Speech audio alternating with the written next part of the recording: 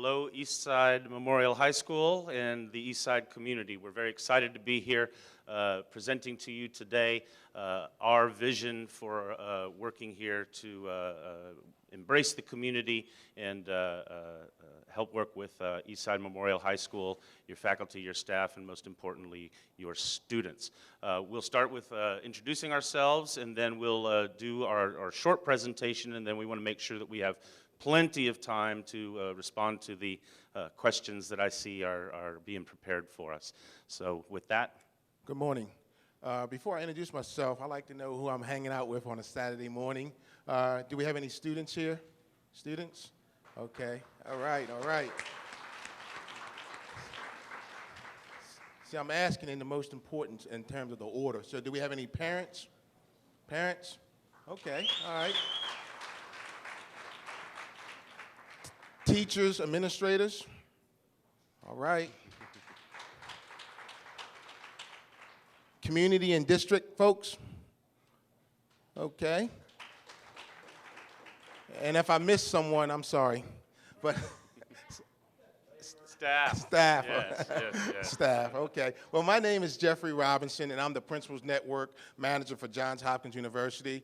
I'm also the founding principal of Baltimore Talent Development High School, located in Baltimore. I don't know if any of you are familiar with this HBO special, The Wire. That's where my school was located, and I've managed with my teachers in Hopkins to get a lot of success at that school for the 6 years that I was a principal.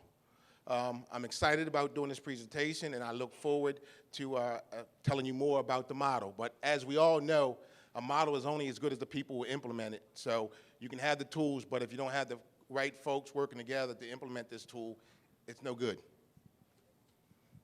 Thank you. My name is Chris Caesar. I am an instructional facilitator and a launch manager for Talent Development Secondary.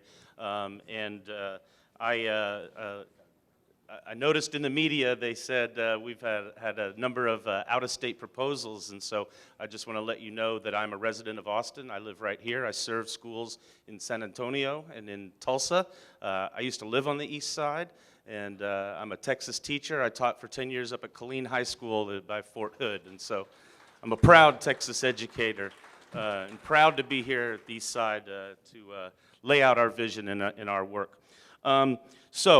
We are Talent Development Secondary. We are a program of the Center for Social Organization of Schools, which is housed in the School of Education at Johns Hopkins University.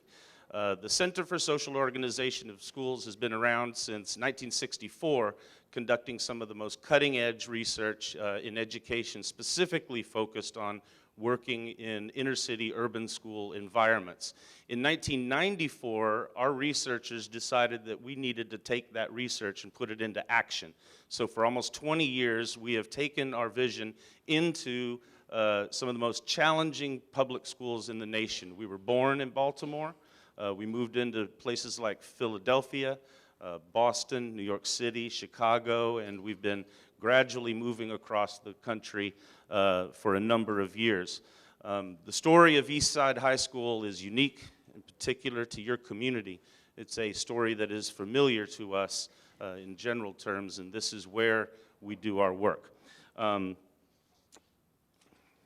me. Next slide, please. We'd like to show you a short video in order to give you a sense of what it is that we do. Now, a few years ago, we entered into a partnership called Diplomas Now. And in that collaboration, we work with communities and schools, which has a long and proud history here serving in Austin and all across the state of Texas, and an organization called City Year, which brings recent college graduates into schools to bring a second shift of young adults, mentors, and they provide intensive tutoring. We're presenting today the talent development model as our proposal for working at Eastside High School. Over time, there may well be opportunities to explore the Diplomas Now model, and that's what this short video focuses on, but we wanted to give you a taste of the kind of work that we do. So if we could start that video, it's about 7 or 8 minutes. This nation faces a graduation rate challenge and really a dropout crisis. Every year, 1 million students don't earn their diplomas with their classmates. Turns out that there are about 2,000 of these high schools, which we've sort of named dropout factories, because year after year, they reliably produce half of all of our dropouts and close to 3/4 of our minority dropouts. In those communities, the whole community suffers because the community itself is essentially cut off from 21st century America. And the nation as a whole suffers because in a modern competitive era, the strength of the nation is what's between your ears. And if we don't develop that in all our people, we don't develop all our strength. How are we going to solve this? How does this end? How do we create schools that are transformative enough to overcome the pull of poverty and overcome the pull of disengagement and overcome just the craziness of early adolescence? And especially when all those things happen together.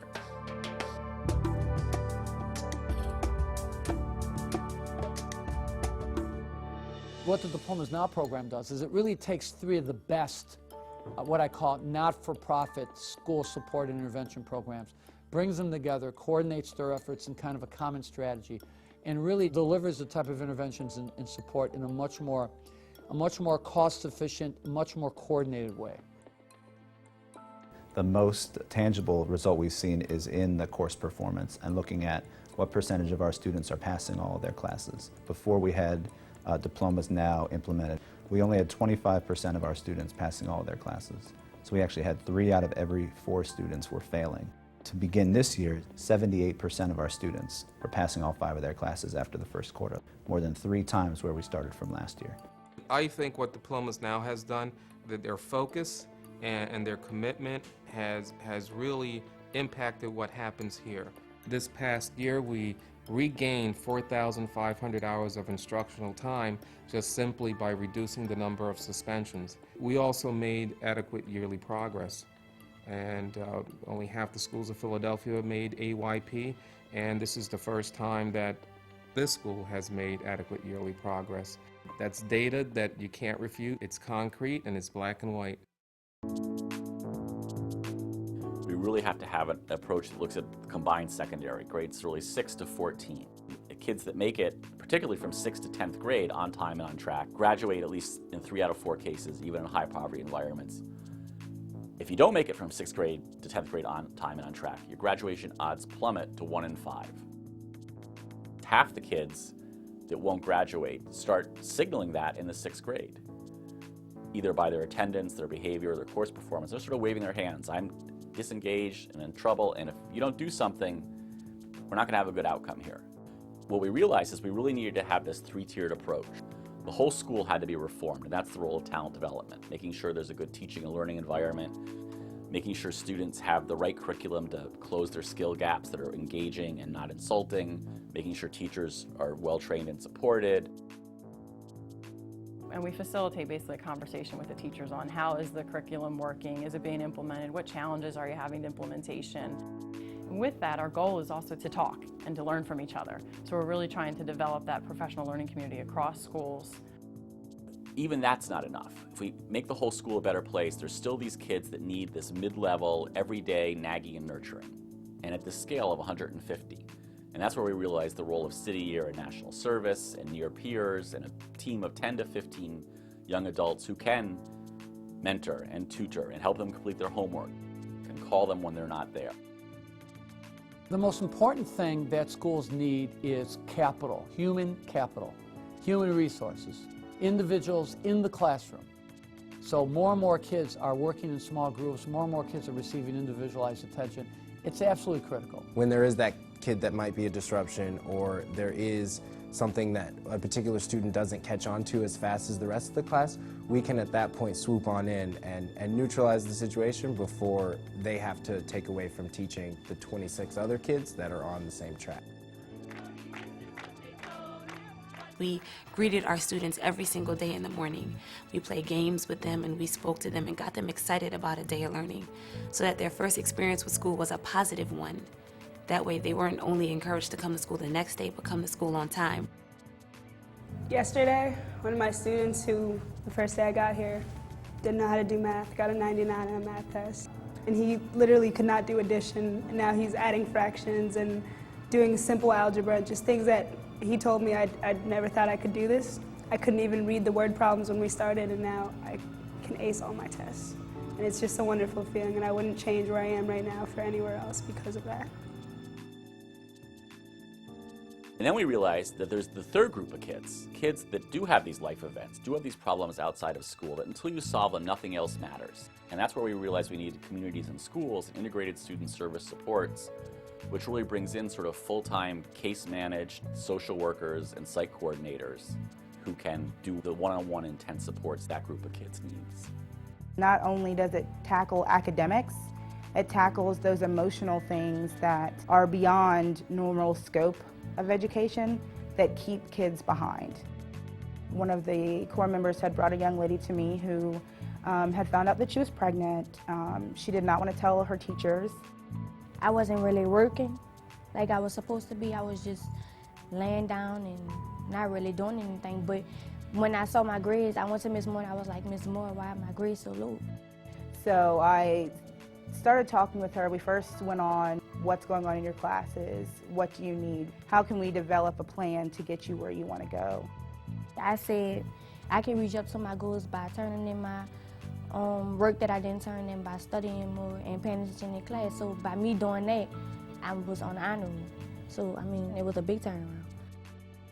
I am very happy that she has a program here that will do what I would do for her, that will help her succeed, that will give her all of the tools that she needs so that she can get where she needs to be. Where else can you get social service work, academic support, and then home support? They pull all those components together. So if you want student success, you need resources. And that's what Diplomas Now can bring to the table, resources. The stakes are very high, and time is precious and short. We need as much assistance as we can get. Being able to provide the supports to the students has been what I see as the greatest value, is being actually to meet their needs. It's so powerful, and you really know it's so right that you can't ignore it. You can't turn away from it. You have to get involved because this really is the way to help our students. Development of Diplomas Now and this video have been made possible through the generous support of the PepsiCo Foundation. Talent development secondary, our core beliefs. We believe that all students have gifts and talents and can learn at high levels if they're given the right supports and instruction and resources. This is why we do what we do, because we understand that there are students that can go through school without anybody knowing their name. And how we organize the schools, we take a team of teachers and connect them with a cohort of kids. And these teachers become like their second mom or second dad. And through nagging and nurturing, we make sure that every kid gets a personalized instruction and education in a talent development secondary model. The ABCs, attendance, behavior, and course performance. We know that if a kid has at least one of these indicators, they only have a 10 to 20% chance of graduating on time. That is really a just amazing stat, that early as a 6th grade, we can identify kids who will not graduate on time if one of these indicators is not addressed with the right intervention at the right time to the right student. This is why we do our work. This compels us to do our work. We understand that there are a concentrated set of schools that have students that will not graduate on time. We also know that there are students who will not graduate absent of an intervention. And the thing is, these interventions exist. If we can just get it to the student at the right time and get the right intervention, we can make a difference in a student's life. So we're very proud of our work with Diplomas Now, and we've been recognized by the federal government as one of the most effective secondary school reform organizations. But Diplomas Now is built on the foundation laid by the 20 years of work of talent development schools. And we are grounded in what we call the 4 pillars. We view these as essential elements to a comprehensive approach to school reform. Pillar number 1, we create small teacher teams that work with a dedicated group of students so that at least the 4 core teachers teach the same students. So when they sit around a table to talk about those kids, they all are familiar with those students. Pillar number 2, we have a curriculum that we bring in for especially math and English language arts, and we have multiple levels of support both on the campus all day, every day, and instructional facilitators that come in from talent development to support those campus-based staff. Our third pillar is tiered student supports for attendance, behavior, and course performance. We understand very well that we need excellent and outstanding curriculum and instruction from teachers who we support and embrace directly, but we cannot have academic success if we don't address some of the issues that take kids sideways, like poor attendance for whatever reason, whether that's truancy or parenthood or work on family obligations, and addressing issues of behavioral challenges in addition to our academic work. And our fourth pillar is a can-do culture. That's a combination of both no excuses. We understand that we have to step into these social and economic challenges, but we do so in the context of building a can-do culture, building students up. We are talent development, that is focused on students, but that's also focused on developing the talent of everybody that works in that building. Next slide. So this is another vision of how we operate. At the core is the teacher team. The teachers are the key in developing the academic program, and so we focus very much on developing teachers, not critiquing, but coaching. And then surrounding that are instructional supports. We do double dosing in the core subjects for students that are below grade level because especially math and English really drive the train of academic performance. Organizational supports, we have structured meetings where teachers purposefully look at the flags that students are raising and step into those to coordinate interventions. We use data. We have data tools to identify which kids are off track, and then we can focus in on those students. We have tiered student supports addressing attendance, grades, and behavior, and then professional development, very coordinated by experienced teachers. One thing I want especially the teachers to know that every person we put in front of you has taught in urban schools all across this country. We provide veterans. Next slide, please. And the reason why we did really believe in teaming, because teaming allows the people who are closest to the students to make the decisions, and that's the teachers, because they know real time what's going on with the students' lives. What you see here now is a typical talent development structure of a high school. It varies across the country. We're very flexible. However, typically we put a lot of our supports in the 9th grade because we understand that if a kid fails the 9th grade, his chances of graduating on time decreases tremendously. So that's why we put a lot of our supports in the 9th grade. And then as the 9th grade ends, we start working with the students and the guidance counselors to determine career academies, and then we have upper grade career academies, grades 10 through 12. Now these academies is done with the school and the community, and we're very inclusive and very transparent about building these academies depending upon the resources of the school, the resources of the community, and the interests of the student. Now, what you see here is our skill building courses. We believe in double dosing, meaning that the first semester they would get a skill building course, and the second semester they would take the graduate requirement course. In this model, a student will get 32 opportunities. They will earn 32 credits. I believe Texas, you require 26 credits, so that leaves 6 additional credits to allow the student to take some electives or recovery work. But as you can see, we have strategic reading, transition to advanced math, and freshman seminar. These are skill building courses, and then as the student moves up in grade, hopefully they don't need these double dose courses, and the number of kids who are getting double dose decreases, which will allow more flexibility in their scheduling.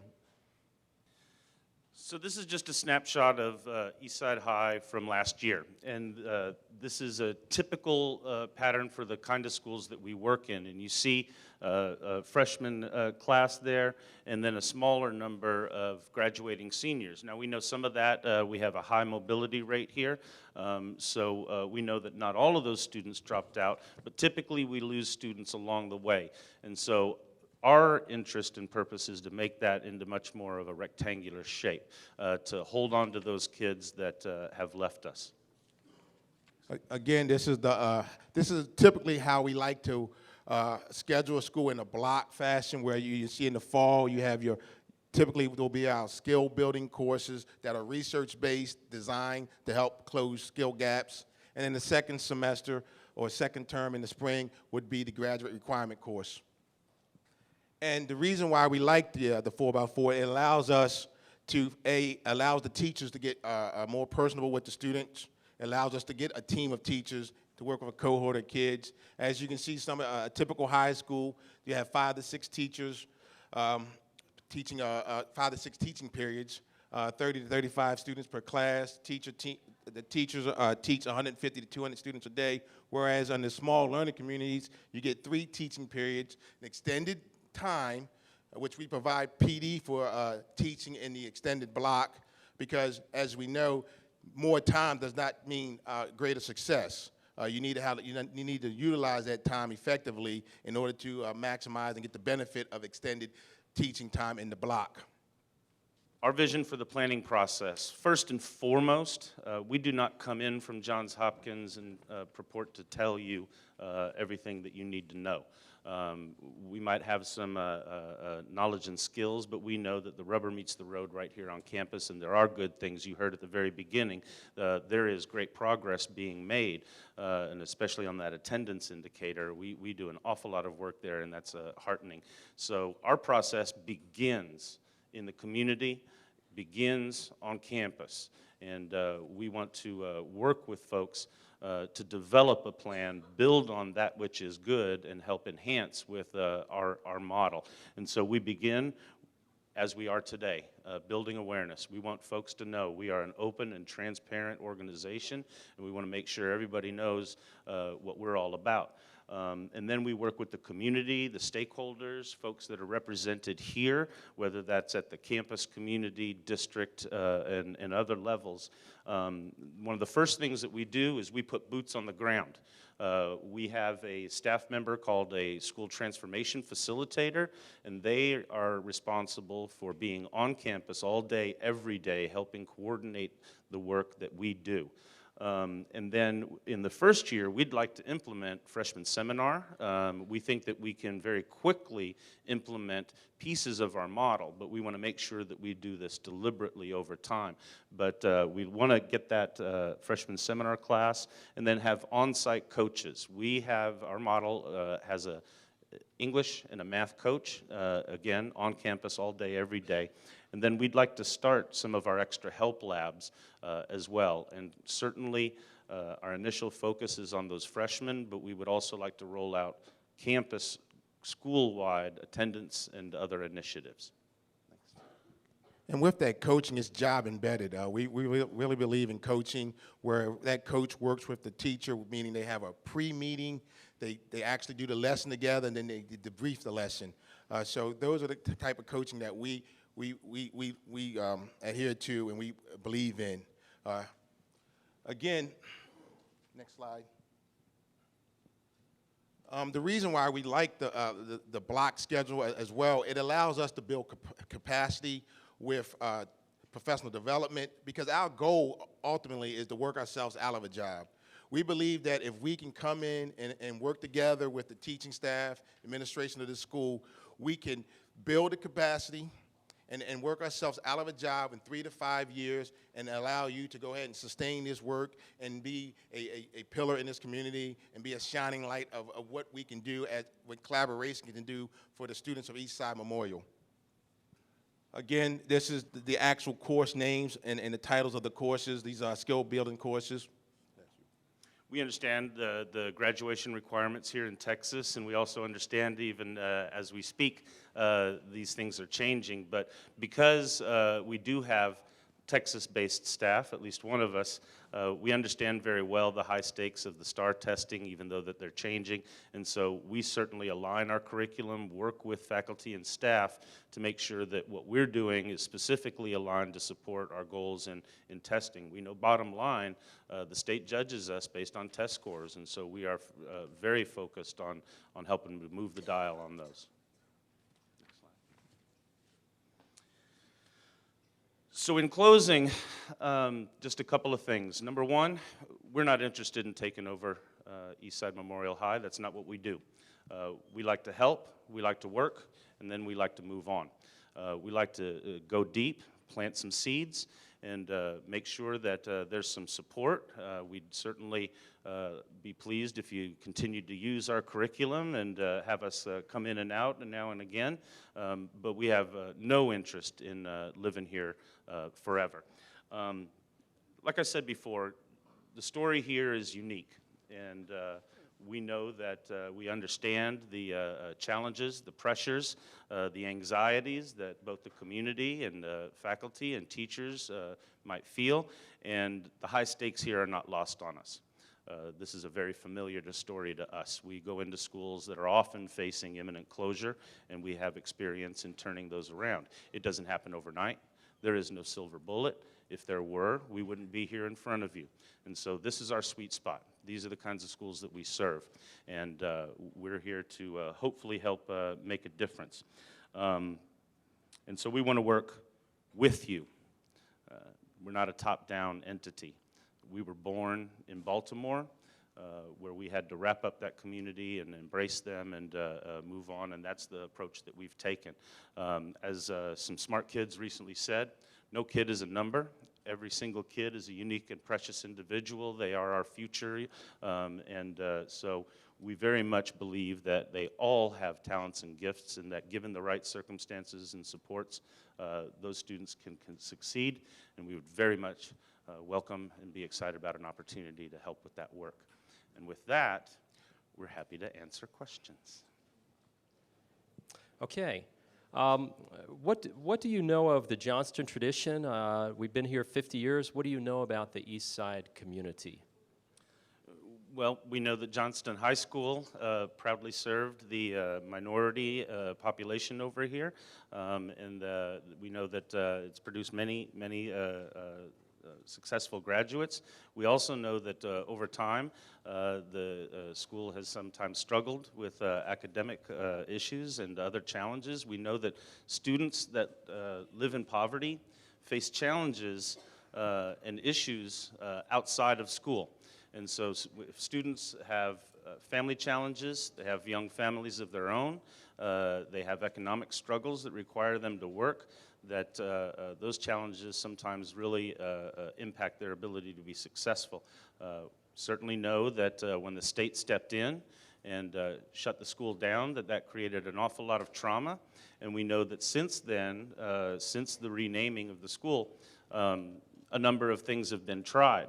One thing that we know in our experience is that we have to stick with something for a while to really make sure that it takes deep roots and has an opportunity to succeed. And so like many urban schools, many things have been tried. We've taken a lot of those and focused them, and we hope to bring that to Johnston. But again, the history here is similar to many schools that face challenges across the country. It's unclear if TDS will be providing in-school support staff as in diplomas now. Could you explain more specifically and in certain terms about the structure of the career academies and also that support staff? Well, the support staff, you will get an on-site school transformation facilitator. They'll be there on-site every day, as well as the coaches, the ELA and the math coach. They'll be in the building every day as well. We will fly in instructional facilitators to support the coaches and as well as the staff in ELA and math. And in terms of the other thing that you saw in the video with Diplomas Now, we're looking to replicate that here. However, a city year is not here in the Austin area, but we're looking to bring those things. However, the things that they do in the Diplomas Now model, I did in my model when I was the Talent Development Secretary Talent Development Secondary.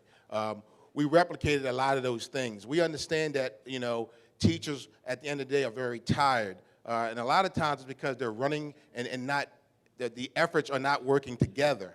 And so as you are able to get everyone working together collaboratively in this school, folks are not as tired as they would be at the end of the day, so they have more energy and more time to do things after school. I know my staff, we were able to have a debate team. We were able to do a number of things. I'll give you an example. The Oprah, Ambassador, everybody knows Oprah.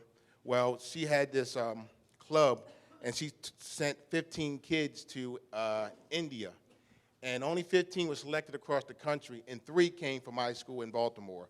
And that's the kind of energy that the teachers put into working with the kids because of the nagging and nurturing and because of the structure that we put in place that allow that relationship building to take place in the school. And in terms of the career academies, if I just add, we, again, work with the community. We don't come in and say, well, we think you need these 3 career academies. We work with the community. We work with the students to see what they're interested in. We work with the larger business community to make sure that we're aligned with the local job market, and we create those academies deliberately over time with you side by side. We do not dictate those kinds of academies. Okay. Thank you. What is a TDS strategy to ensure success for students who receive special education services, the full spectrum inclusion, resource, life skills? Okay. Well, first of all, the special educators will have access to our skill building courses. The special educators are trained to be able to modify and adapt and accommodate the curriculums, and that's what they do. So that's one thing. We work with the special educators.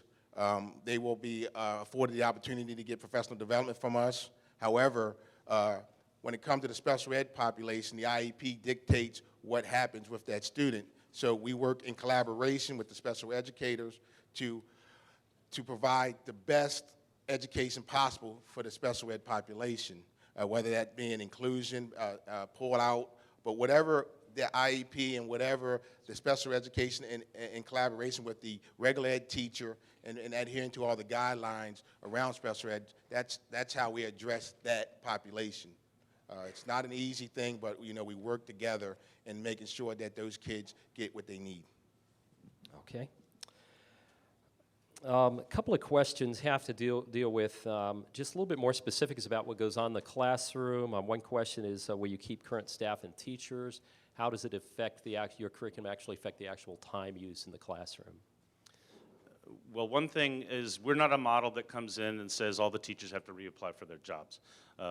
We are teachers, all of the instructional coaches and facilitators, and so we step in and say, where are we at? And let's start coaching and side by side rolling out this program. We are very teacher and student centered. In terms of the day-to-day in the classroom, our curriculum, the specialized curriculum, is very much based in both college-going, rigorous work and skill building and cooperative learning. And so we help teachers integrate those things. Our coaches, our general rule of thumb is our instructional coaches are inside the classrooms working with teachers about 75 or 70% of their time. So we very much have a deep model, and we work on the coaching cycle with teachers. Sit down before the lesson, talk about the lesson, sit in the classroom, observe and assist with the lesson, debrief with the lesson, repeat. And as teachers build their expertise, they need that coaching less over time. Okay. How will your focus on grades 9 to 12 here affect students in grades 6 to 8 at Martin Middle School and in the rest of the vertical team? Well, the one thing that we want to do is we want to have a collaborative effort, meaning that the high school works with the middle school to make sure what they're doing aligns with what we're planning on doing with the students. So that would require us learning the community, learning the landscape of Austin, working with the two principals working together to align to make sure that there is a coherent plan that establishes those middle school students more like a bridge program, bridge plan to help with a smooth transition for the students as well as the parents as they enter East Side. So those are some of the things that we have done. I couldn't say specifically in terms of what would we actually do until we got here and started working with the community. Okay. And one little addition is, given the parameters of the proposal that we were asked to prepare, we were focused on East Side High. Our model does ideally work with the middle school. We have the same curriculum and process at middle schools, and over time that could be an option for us. Okay. There's a number of questions that have to do with how you engage with the community and the cultures here at East Side. I'll just read a couple of these. What activities do you have to celebrate Mexican American or African American holidays? Do you have bilingual or bicultural classes? What is your plan for increasing parent engagement in this very neighborhood? Well, our program is focused on the curriculum, academic issues, and the attendance and behavior. We don't have a specific program of recognition of specific groups. A number of our materials are available in Spanish. We integrate and work very closely with English language learners and their teachers. But what we do whenever we go into a community is we work with the community to discover what the landscape, what the cultural, what the linguistic landscape is. We look at what celebrations exist, and then we work with our team to collaborate with the school to develop those. But do we have a day or an event tailored to specific groups? We tailor those once we're on the ground. But however, we're big on staff and student recognition incentives. We're very big on that. Student of the month, staff of the month. So one of the things that will happen is that as we have these teacher teams working with a cohort of kids, it's endless in terms of what we're able to do and what the teachers are able to do. So if that's something that that team decide they want to do some type of recognition, by all means, we're all in and we're going to pitch in to make it a great celebration. So the only constraint that we have is our imagination in terms of what we want to do for the students in this model. Okay, this is a long question, but basically it's asking about how do you honor the work that's already here at the school, the things that are working, and integrate those into the things that you do. And also, this person noted that some of the problems that you said kind of in a general way perhaps aren't the problems here at East Side. There might be other things. So how do you really blend with what's already here? Well, first of all, we recognize that, there are some good things that are happening at East Side Memorial School. There's good things happening in all schools across the country. So we would like to support what's working. We don't come in and supplant. We don't supplant, we support. So we understand, we try to get an understanding of what is happening, what is working. If, like the old saying, if it ain't broke, don't fix it. So that's our motto. Like I said a second ago, we don't supplant, we support. We try to work with the staff, with the administration, and take a good look at the school and to find out how we can improve, strengthen. So that's our philosophy, and that's what we do with schools. I know a number of times when models come in, organizations come in, they want to tell you what to do. We're not here to tell you what to do. We're here to listen and work together collaboratively and trying to make this the best school in the country for the students of East Side. And that's our philosophy. And that's truly, this is coming from a principal who used the model, who had a lot of success with the model. And I wouldn't be saying it if I didn't believe it. And I can honestly say if it wasn't for my school in Baltimore, there'd be a number of students who have never graduated. And it goes strictly to the caring, the nagging, and the nurturing that we put into it from the commitment of the staff. Because none of this works without teachers. Attendance, grades, and behavior drive the train of dropout rates. Those are predictive factors.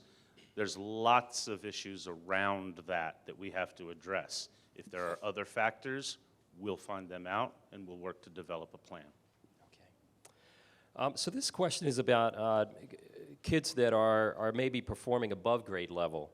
While the model for transition classes is promising, what about students who are performing above grade level? Are there structures for pre-AP courses for those who do not need transition courses, especially in the 9th grade? Yes, we focus on best practices. We have strategies, and we implement best teaching practices. We took out some of the slides because we didn't want to bore you down with scheduling, but we have a very flexible schedule term that we know that 20 to 25% of the kids may come in on grade level, so you're going to need a different track for those kids. Those kids would automatically go into Algebra 1. We want to make sure that we start working with kids at their ability level, okay? Because the one thing you could do is tear down a kid is you start them higher than their ability level, and it frustrates them, makes them give up. So we want to make sure that we're working with the student at their ability level and not, you know, what someone said they should be at. We want to find out where they are, start from there, and build upon that. So we are flexible in our schedule. We do have different tracks, and we do have scheduling experts that would work with your guidance department, that work with your scheduling team to build that in terms of making sure that we have the kids appropriately placed so they can maximize their talents. Okay. How will you demonstrate your belief in the importance of fine arts and educating the whole child and balance that need for high-dosage tutoring and those other things? So it's really, how do the arts fit in the whole child education? Well, we know that a lot of AISD schools have a long tradition of excellence in the arts, and those enrichment classes, those enrichment opportunities are critical. Oftentimes, the academic challenges the time that students can devote to that, and so that's why we like to front load our academic intervention courses so that we can make sure that students stay on track in their core graduation requirement classes so that they retain the time in their schedule to be able to access those classes. Does talent development curriculum have a specific arts-based curriculum? No. We work with the campus to try to make sure that those students are academically on track so that they can continue to access those things. And our scheduling is flexible so that we can achieve that goal. Okay. And also, you know, I keep going back to teaming, but once you have these teachers working with these set of kids, they build a relationship with these kids. And they will do a lot more for the kids in terms of actually doing other things other than teaching. You know, teachers are, you know, it's a thing that people say, you know, teachers aren't lazy. They're tired sometimes at the end of the day. So if you can make a school day where they're not working as hard during the day, they would have more energy to do extracurricular activities with the students. That's one of the things that, you know, as a principal, and even as a teacher, students love to interact with you outside of the academic day, going to their games, going to their seminars where they're dancing, where they're performing, where they are doing whatever it is that they're doing. That builds the relationship, that motivates the students because, hey, you got this adult coming to my activity to see me. And that's how we address some of those things. We would love for the city of Austin, like across the country, to have a robust, you know, performance art programs, but money's tight. But we have to make do. And, you know, I hate keep pointing back to teachers, but you know what?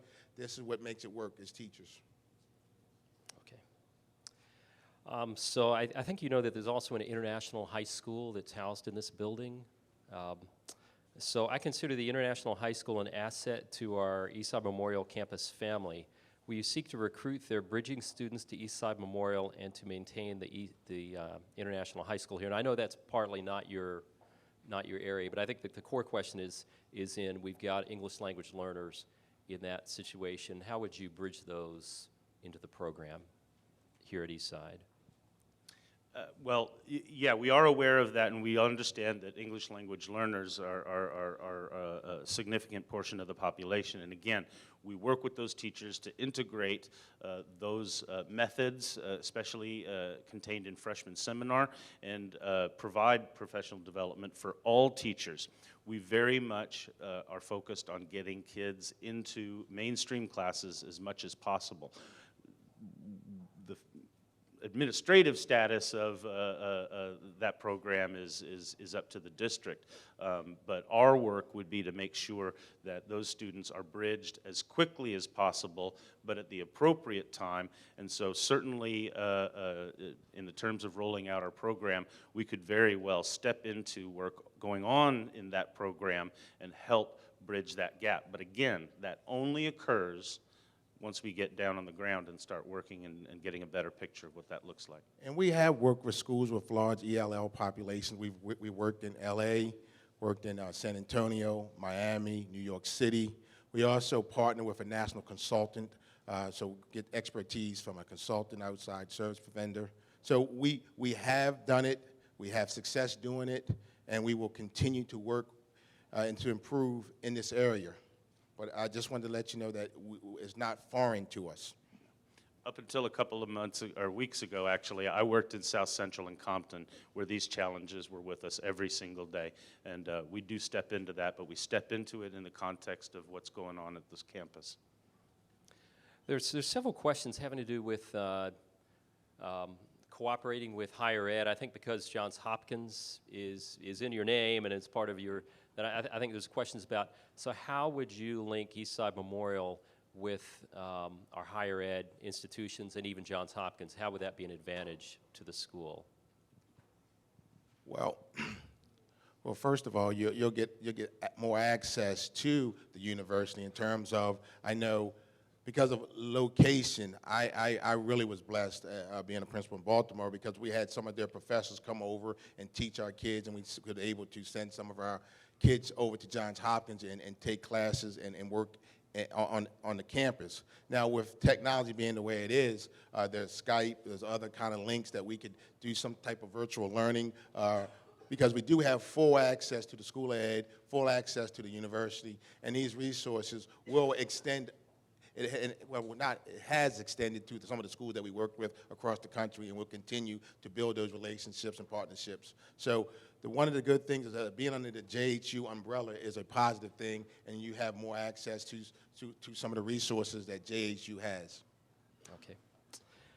There's also several questions having to do with kind of family services, support for parents, support for some of the social service kind of things. And you mentioned that with Diplomas Now, as I think in talking about communities and schools, some of those wraparound services. But how does that fit into your model or your philosophy? Well, certainly we have a long history of partnership with communities and schools, and they do that work. And we certainly would love to be able to expand upon that work with them and any other social service providers to reach out.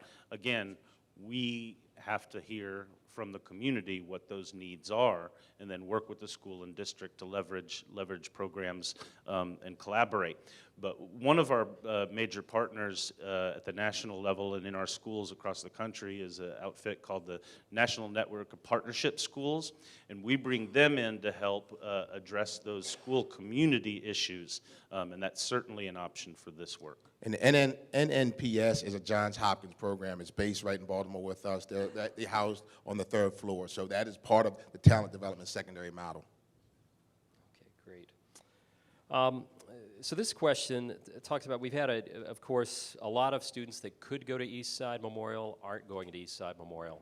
So what can you do to bring students back to Eastside and rebuild the student population or continue rebuilding it? Well, this is a problem across the country with with enrollment dollars. Principals and schools, you have to look at yourself differently now. You have to brand yourself. You have to rebrand and PR. A lot of times, you know, in schools, there's real good things happening here at Eastside. However, most of the time, the only time we hear about something at Eastside is when a negative thing occurs, and that's when everyone wants to come out and point fingers. But the other days, the other hours during the day when all those good things are happening, no one knows about them. So the first thing that, you know, schools, and I say this all the time to administrators, that, you know, it's a new day. It's about marketing. It's about branding. We're big on branding and marketing and PR. And, you know, you have to tell the world. You got to tell your story. You're doing good work. Don't be it's like in the supermarket. Tell everybody about what's going on at Eastside. You know, be the biggest cheerleader. It starts from within, and sooner or later it'll radiate, and folks are like, what's going on up there at Eastside? Let me check this out. And that's the one thing that you can do to help change stereotypes, because as you know, and I know that when you hear certain names of schools, I think about Baltimore. When I hear that name of that school, the first thing that comes to my mind is something negative, and it's because of all the history of the school. However, the school has started changing, started moving the dial, but we're still associated with the negativity, and the one way to, combat that is to rebrand yourself, be your biggest cheerleader, and get PR going. Kids and families have voted with their feet from our schools all across the country. We attract them back by stepping into the work.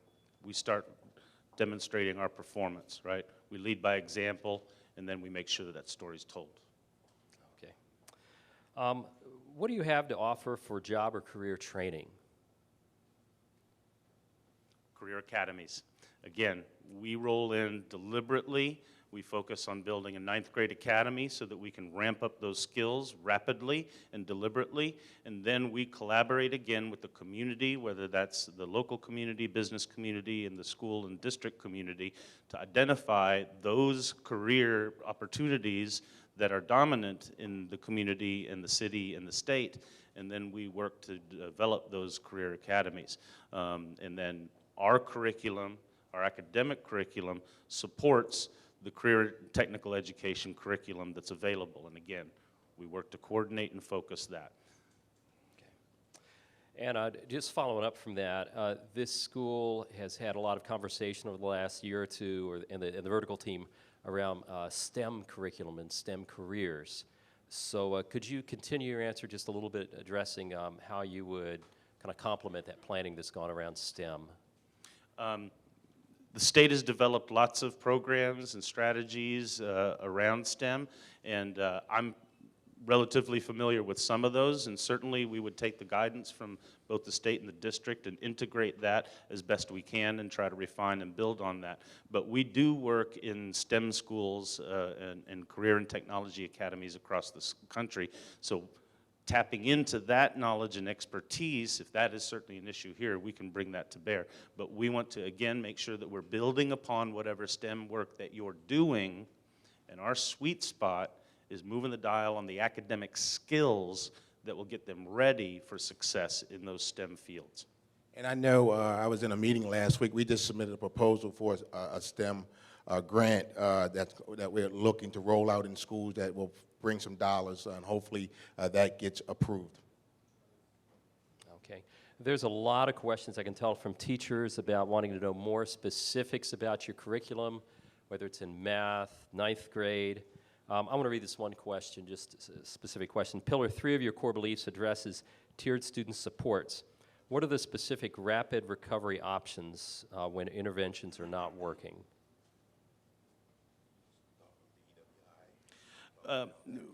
We have a very structured early warning indicator meeting that is driven by a data tool where we enter data on the ABCs, and then that flags kids who are going sideways on one of those ABC indicators. We sit down around a table and have very deliberate, structured conversations about what that kid needs. And so that's where we make determinations of what kind of academic interventions they have. We understand that recovery opportunities are available, whether that is a computer-based recovery system or a class-based recovery system. We are not big fans of the model where if a kid fails, you turn around and put them back in from the start and do the same thing over again. But really, we like to be proactive, and that's why our front-loaded intervention classes, which are acceleration, not just remediation, will help front-load that work and get them up to speed. But certainly, if there's a particular credit recovery program, we sit down, take a look at that, and we provide advice, technical assistance, bring our research to bear. If it's working, we help ramp it up. If it's not, then we help refine it. But some of those things can't be answered until we're down on the ground with you. And also in the EWI meeting, it's a bi-weekly meeting, and at that meeting, it gets recorded, a person responsible for the intervention. Because as a school, and you all go to meetings, you talk about students, you put together this wonderful plan, and then you leave the room, and then what happens? You got to go back to the classrooms, and no follow-through. So this deliberate and intentional EWI meeting records it, it tracks it, and then when you come back, it looks for data to see if that intervention, because the one thing about schools is that you can throw a lot of interventions at students, and some of them work, some of them don't work, but you don't know really which ones worked because you didn't identify that intervention when you was throwing it out there. So that's what EWI does. It helps us track the intervention, because you don't want to keep doing something that's not working. So you have another 2-week period to see if you got any movement on the intervention, and if you had, you'll continue. You may modify, you may discontinue, and try something else. So that's one of the ways that we are able to help support students academically and socially.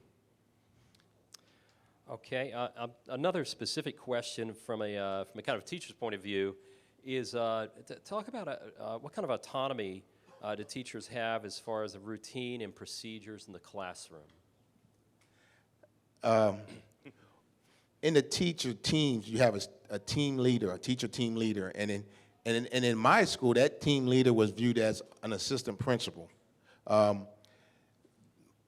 All of the autonomy is in the teachers. Okay, the teachers have most of the power in this model because like I said earlier, you're the closest ones to the students. So that's one of the reasons why we put a team of teachers to work with a cohort of kids. So you're responsible. It's almost like a shepherd. You're responsible for these kids. These are your kids. 180 days you spend with these kids, and by being with these kids so intimately, you're able to learn, and they will feel comfortable in telling you things. So to answer that question with one sentence, you have all the power. You know the old teacher kind of saying, almost cliche, teachers need to be their guide by their side, not the sage on their stage.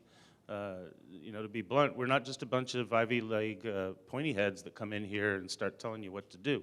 We're experienced teachers. We know the challenges that teachers face. I certainly know that we like autonomy as much as possible, and that's why we use the coaching model, not the finger-pointing model. That's why we don't come in and say, let's clear the decks and get everybody. We take what the administration has decided to hire based on their professional judgment, and we try to be that guide by their side. And our, again, hope eventually is to work our way out of that job so the teachers have that total control. Okay, there's a number of questions. We've got about 5 more minutes, and I'm trying really to find, pull from, we've got a lot of similar questions and to make sure those topics get asked, but I want to go back. There's a number of questions about cultural competency, your experience with Latino, or your experience with African American, or other diverse populations that we'd have here at Eastside Memorial High School. And so just one more time, how would you engage community organizations, neighborhood associations, other groups? How would you reach out to really have an inclusive atmosphere? In all likelihood, I would be the launch manager, and so I would be responsible for some of that initial work. And believe me, some of the things that I love the most is stepping into the community and coming out to some of these types of meetings. And so, again, we very much would go on, an initial listening tour, right? Lay it out there. Let us know what the deal is. Let us know what your thoughts are. We know that in those community cultural meetings, whether it's in the churches or out in the parks, we would make ourselves available, find out where those opportunities are, who wants us. But again, 20 plus years, we have a ton of wealth of experience to draw from. Like I said, I worked in Los Angeles with predominantly Hispanic and Asian populations. We're in Miami, we're in Seattle, we're in Chicago. We go in and respect and learn about and embrace the cultural diversity, and wherever the groups want us, again, we're open, transparent, and inclusive. And so again, depending upon what we discover here, We have plenty of experience to draw on. But again, we don't come in and say, this is our cultural competence agenda. Our agenda is to find out where we need to be culturally responsive. And also, we need to pull all the stakeholders together and you know, understand that it takes all of us to work in the East Side. It's not just we're working in independent isolation. We would come in and get with the administration, get with the key community stakeholders, the parents, and, you know, we all would decide what's best and how to move forward. So it's not a JHU agenda, because we're supporting the school and supporting the vision and mission of the school. Okay, just briefly, two more questions. One, there's a couple of questions about to whom are you accountable? Is it somebody across the country? Is it local? To whom are you accountable? Well, the first person we're accountable to is the principal, because we understand that, you know, everything needs to go through the principal's door. But in terms of accountability, our structure would look like this here. The field manager will be responsible for some of the JHU employees that work in the building, as well as the principal. So ultimately, they would have regular meetings. In terms of, I don't know what other level of responsibility they're talking about. In terms of from our exec management team, they would come in. We have something called a school transformation plan that we have to complete quarterly at the end of each marking period. And this plan is a living, breathing document. It documents the work that we do. And this is something that that the school transformation facilitator has to send back home. And through this work, we're able to, through this document, we're able to look at what's been happening and provide additional support from the home office back home, as well as those folks will be flying in, meeting with the district folks to make sure that, you know, we're doing what we said we're going to do, and we're just not taking money. Let me be clear on the bottom line. We're accountable to the students and their parents. And the students' response to our work will dictate our accountability. We certainly know that that is tied directly to a state accountability system, and so we very much try to acknowledge that system. But it is the kids and the parents in this community that we are ultimately accountable to. And we will stand before them at every opportunity and hold ourselves accountable. All right, we've got 1 minute. If you'd like to say one last closing word here as we finish. This school is the pride of the East Side. Whether it's Johnston High, whether it's East Side Memorial, we are very excited about the opportunity to come and embrace this place. We know, again, the story, the context, the challenges, and we know based on our experience what works, what can work, and what we hope to do. And I just want to emphasize, we're not interested in taking this school over. That's not what we do. We have some schools that we run, there are schools, but in this kind of work, we're here to work ourselves out a job, and we're very excited about the opportunity to do that here. And we thank you all for taking the time on your Saturday to come out and listen to our presentation.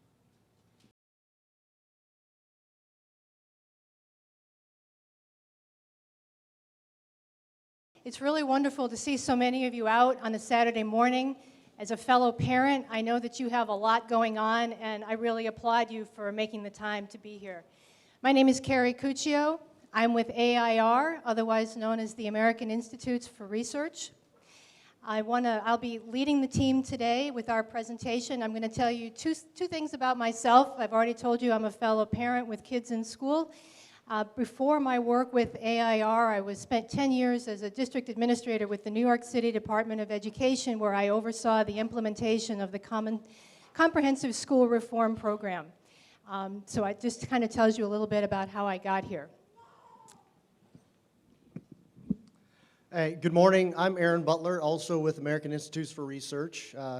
As Carrie, in addition to Carrie, I'm also a parent, and I've actually enjoyed tonight because I have a 3-month-old, and I actually got some sleep last night being down here, so it feels good. Forgot what that felt like.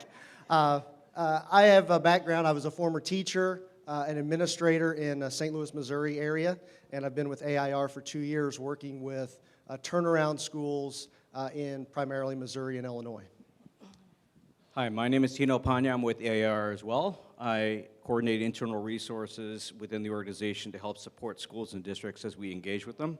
But in Texas, I've been the designated driver and the technical assistance person. So, but very happy to be here and looking forward to it.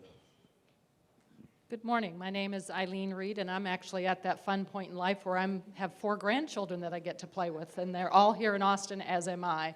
And I am with AIR as well, and my most recent background is specifically in leadership development and working with schools in turnaround both here in Texas and nationally as well. Glad to be here this morning. Thank you. Good morning, everybody. My name is Greg Gibson. I'm president of Gibson Consulting Group. We're based here in Austin, and we'll be supporting AIR on this important project. And we have a research and evaluation unit that represents about 40% of our firm, and you'll hear in a few minutes about how we're going to be supporting this project. It's good to be here. Thank you. Good morning. My name is Joseph Shields with Gibson Consulting Group, and we'll be working pretty much on the needs assessment portion of this project, and we're very excited to be here. Thank you. This is a quick slide about who we are, AIR. We are a not-for-profit organization. Our mission is to conduct and apply the best research, evaluation, and technical assistance towards improving people's lives with a special emphasis on the disadvantaged. We've been around since 1946. We have about 1,600 employees in education projects in all 50 states, including Texas. My firm is Gibson Consulting Group, and we've been around since 1992. We're based here in Austin. We have 10 people in our firm, and as I mentioned, 40% of that is involved in doing research and evaluation projects, and very similar to the work, identical to the work that we'll be doing on this in terms of classroom observations, interviews, data analysis, a lot of the front-end work that's needed to be done to set the groundwork for this school reform initiative. We've worked with AIR on many projects. In fact, we're probably involved with 8 or 9 projects right now with them. We work with them so much we kind of feel like they're Austin office sometimes. They're a great group. We have great mutual respect for each other. And we're, as I said earlier, we're very excited about this opportunity to help a school in our hometown. And as Greg mentioned, we've been working with the AIR for about 5 years now, very extensively, and we have done 8 statewide evaluation projects, which have involved going into hundreds of schools across the state, in the Rio Grande Valley to Houston, Austin, El Paso, all across the state, and really looking at programs. Specifically, of interest here is we did an evaluation of a middle school to high school transition program, which looked at 21 different districts and 47 different schools, and how they looked at early warning systems and different supports they provided to middle school students who were possibly academically at risk of not passing into 9th grade, and providing them with the supports that they needed. There, we've done teacher evaluation projects, other social support projects like communities and schools, and so we have a great deal of experience working in Texas schools and working with AIR. Our goal here in Austin is here up there for you to implement a tailored, integrated, very school-specific approach that's built around the needs of the East Side Memorial High School educational ecosystem. I use the term ecosystem really, really intently. It's not just a campus, it's not just a building. It's a systemic web of supports and structures and needs, wants, successes, that all have to work together if all students are going to succeed. There is no way that we could come in to this kind of environment and drop ourselves in. If the web is strong, it bounces us right out. If the web is weak, we fall right through it. Can I have the next slide, please? Our approach, it says that context matters. We can't do our work without you. Our approach with every school that we work with is to come in and engage the teachers, the parents, the students, the district, the teacher association, it says union here, other districts have unions, and community leaders. We learn from the community first. We work together to gather data, qualitative data and quantitative data from multiple sources. We co-interpret and prioritize our findings out of those data, and we co-construct an action plan, an achievable action plan based on those data. These are what we call our implementation elements. These are the 6 topics, if you will, that we focus on during our improvement efforts. It's also the 6 focus areas where we collect data during the needs assessment process. I would add to this that we consider these the non-negotiable topics. In Austin, we are also going to be looking at the vertical team situation and the student feeder pattern situation to see if we can unearth some new information that will help us to improve the enrollment statistics at the high school. These are the elements to the diagnostic needs assessment, which is another way of saying how we're going to go about collecting the data. Observations refers to classroom observations. Interviews. We interview teachers, administrators, district administrators, high school administrators, administrators of the schools that feed into the high school. We conduct focus groups with parents, with community organizations. We have surveys. We'd like to survey the students about their experiences with the school and their needs, survey the teachers. The reason we do both interviews and surveys with teachers is because we can get a survey response from every single teacher in the school. Budget restraints restrict us from interviewing every single teacher, but those interview protocols are tied to the survey protocols so that we can, in effect, use the interviews to gather the stories behind the data that come out of the surveys. And finally, extant data, another way of saying data that the system already has that you may or may not be using that will help us to create a larger picture. This slide refers to what we call co-interpretation. This process is a non-negotiable for us. This is how everyone in the community is brought to the table to make decisions about how to move forward. It is a full-day off-site event. We ask that it be off-site so that those who work in the school are not pulled away from the hard work of that day during the course of it. The optimal size is 30 to 35 people. We've done it with as few as 10 and as many as 60. Literally, we work together with the district, with the community, to put together a team. We want parents at the table. We want teacher association folks at the table. We need classroom teachers at the table. We need administrators from the school and from the district, all coming together to review the data with us. What we do is produce multiple data reports, typically one from each of those data sources. We analyze the data, but we don't draw conclusions from it. So for example, if you're looking at student survey data, you'll literally be looking at charts of percentages that show what the responses were to each question. We don't draw any kind of conclusions or create a narrative around you should have seen this, but you saw this, or this is good, or this isn't good. We leave that to you. We work with you in small groups. About 5 people in each group. We ensure the groups are mixed. Every group ideally has a teacher, a parent, an administrator in it. Everyone reads those reports together and has a conversation during which you agree on what the findings are out of that report. What are the things that are really important that we need to pull from this? That takes all morning, typically about 3 hours. After that, we mix everyone up, we move into different groups, and we ask everyone to cross-reference those findings, so that you are going to be in a new group. If you were in the survey group in the morning, you'll be together with people who read interview data, who looked at student achievement data, who looked at classroom observation data. You cross-reference the findings that you pulled from your individual reports and come out with what we call key findings. You write them in your words. After we have these up on big poster paper all the way around the room, we ask the community folks who are there, that is, all of you, all of the stakeholders, to vote on them. We don't vote. We do the writing, we do the facilitating, we do the talking, we do the shepherding. We don't give ourselves a say in what you think is important.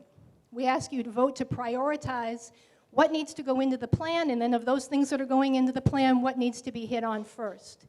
From there, and by then everybody's really exhausted and wants to go home, we come back and we work together. This same group who was there through co-interpretation works together to co-construct a plan for how things will be addressed at the school. Now I know here you already have a plan, so what we would do is crosswalk what came out of that co-interpretation with the plan you already have and look to see if there are amendments that need to be made. This shows you a timeline of what this would look like. Ideally, we would spend June and July planning and having a kickoff. Kickoff means a lot of communication to the community about what's going on and what to expect. It's really important. You know, change is really hard. And if you're going to do it right, you have to have everybody at the table, because if you're going to throw rocks, I want you at the table looking at the same information I have and having a conversation about that information before you throw a rock at me. So we spend June and July figuring out who are the representatives from each group who are going to be at the table. We work together to decide this is the information we need to collect. What's the best way to do it? What's the best way to talk to the community about it? What's the best way to get the word out? Starting in August, we collect data. We can't really collect data from what's going on in schools until September. That starts in September. We do the analysis in October. Ideally, we have our co-interpretation before Thanksgiving, which lets us do our action planning during that really dull, nothing going on time between Thanksgiving and Christmas, so that we can hit the ground running in January in the school. I can tell you this process really works. We've worked with 34 districts across New York State over the past 7 years, all of which were identified for corrective action. Meant that they hadn't met achievement targets for a minimum of 5 years. Of these districts, all of whom partnered with AIR, 17 of them came out of status within 2 years. And you know that means you have to meet all your targets for all your subgroups 2 years running to come out of status.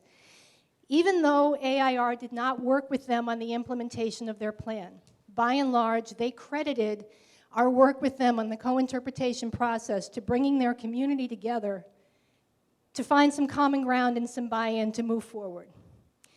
New York City is one of the districts we worked with. They liked it so much they asked us to come back in 2011, 2012 and implement this same process with a series of high schools that were identified for restructuring or corrective action. There were 87 of them altogether, 27 of them were high schools. At this point, I'm going to turn it over to Aaron to talk about what happens once the needs assessment is over. And before I talk a little bit about year one, I'm having a little bit of a flashback now to my days as a principal, because the needs assessment process that we're talking about during that first 6 months is so important. And looking at the crowd that's here, parents, community members, and I don't know all of your backgrounds, obviously, but there's obviously an overwhelming show of support. And that is the most essential component to being able to make this successful. When I was a principal, took over at the beginning of a 4-year process, I had a similar crowd, maybe not quite as large, but I knew I had parent and community support, at least from a small group. And I told him, over these next 4 years, I don't have all the answers now. And we're going to have some starts, we're going to have some stops, but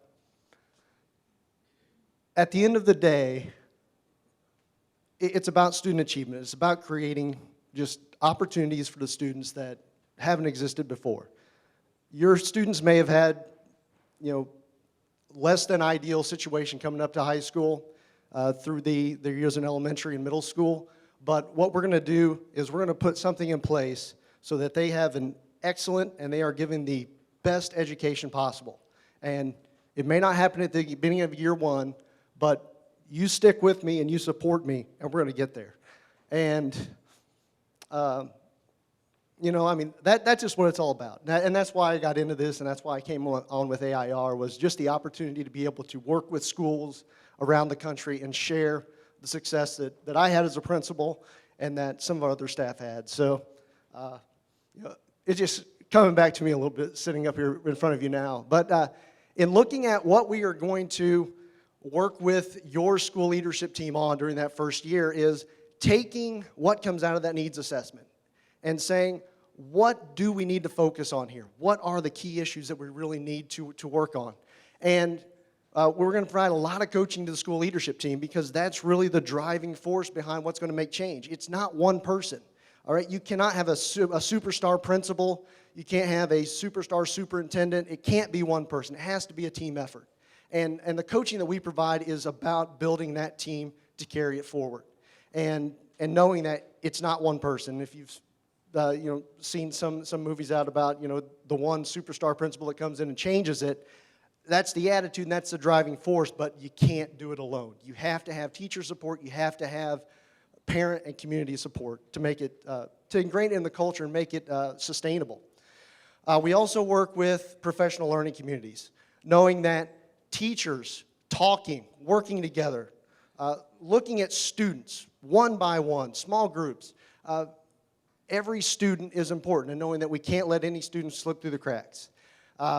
Really working with the teachers to make sure that the time they're spending together, looking at the right data, and looking at students to provide, to meet their needs so that they are, they're constantly learning and improving.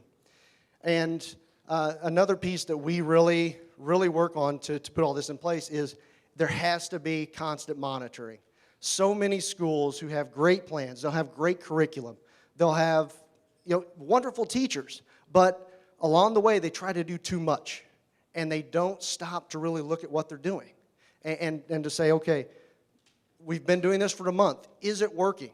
Are our students learning? And so that's one of the things that we really stress is the need to take the time to monitor what you're doing so you can make the adjustments. Also during year one, it's not listed up here, but y'all go back to there has to be that family and community engagement. And in dealing with one of the things that we'll really work closely with that school leadership team up front is a communication plan. There's internal communication amongst the teachers and the staff that goes on within the building, but there's also what communication is going out to the community. What do you know about the process, about what's working well, about some highlights? And the other part of that feedback loop that is often lost is it can't be one-way communication. All right? And I love the fact that you guys are getting the chance to ask questions here and to provide feedback, because it has to be school and district gives you information, but they also have to get it back. And we want to help put those structures in place so that there's constant two-way communication, because otherwise you're not going to have the sustainability and the real turnaround that you're looking for, the real transformation and creating Eastside to be an exemplary school.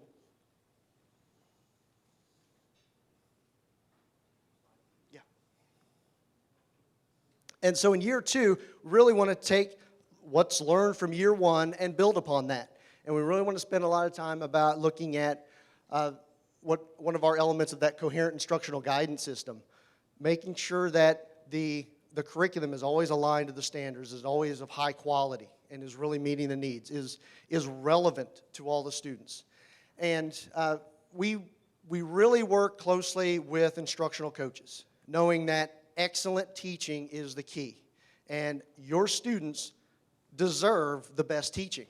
And teachers don't come in, a first-year teacher, young teachers, they're not great in the beginning, and everybody can improve. And that's really what our instructional coaching model is all about, is working closely with teachers and with the instructional coaches to say, how can we get better?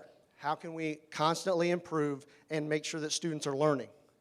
And finally, always knowing that so many schools that we have worked with, there's always having to look back at that student-centered climate, because it's easy to get lost in looking at how you improve your craft as a teacher or how you improve an administrator, but making sure that students remain the focus, because without students, there is no school. And so that always has to remain a focus of what we do. In line with that student-centered climate, just to give a little more information on, we really promote positive behavior supports. It can't always be if we're looking at the carrot and stick approach, it can't always be the stick, all right? There have to be ways to support the positive things that students are doing. And we're looking to support that development of positive, respectful student-adult relationships. Successful schools have excellent relationships between students and teachers, between faculty, and with the community. It's about building relationships and building trust. And without that, nothing else can be built. The trust has to be there in that relationship, and that's what we constantly try to reinforce with the schools we work with, is build the trust and build the relationships. I'd like to tell a quick story about something that we do with our turnaround schools that speaks to that. About a month into our work with any given school, we ask for a meeting with the entire faculty and the administration, and we walk into a room and we take away everybody's BlackBerries, everybody's iPhones, tell them to put their laptops and their notebooks aside, and we hand out a list that has on it the name of every student in that school. We ask everyone who's sitting there to put their initials next to the name of every student that they know, to tell us how they know them, and to say something about that student. At the end of that meeting, we take all the papers and collapse them all into a report, and inevitably we come out with a list of about 40 kids, depends on the size of the school, that nobody has a connection to. We then work with the principal to determine who's likely to come across that student in the course of the day, and we parcel out assignments and say, you have 2 weeks to get to know the kids on this list, and then we're going to have another meeting, and you're going to come back and tell us what you know about them. It's really critical. It's all about, as Erin was saying, it's all about relationships.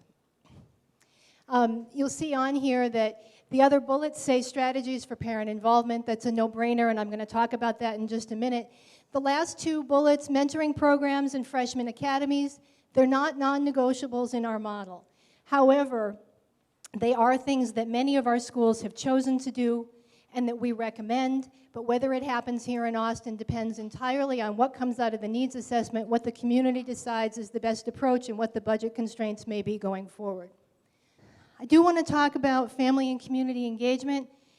You'll see that there are 5 bullets here. The first 4 we consider to be the most critical to the success of any implementation. Every school that we work with has a family support coordinator. This is a paid full-time position. Every successful school I know of has one of these. However, whether or not Austin chooses to put that position in the school is completely up to you. The school community council, however, we consider a non-negotiable. That is a regular committee that meets at least quarterly. There are public meetings to gather feedback and also to report out on progress. Those people are also advisory to the school leadership team. Home visits and positive contacts. This is a non-negotiable for us. In the first 6 months of every year, we ask every school that we work with to work with us to develop a strategy for the faculty and the administration to go out and meet every parent. Not always in the home. Sometimes parents don't want you to come to their house. Sometimes it's just hard to coordinate that. But the important thing is it's not at the school. The school comes to the community. You're not asking the community to come to the school. I'm going to tell you a story about a school that we worked with called Hazelwood East Middle School in Hazelwood, Missouri, just outside of St. Louis.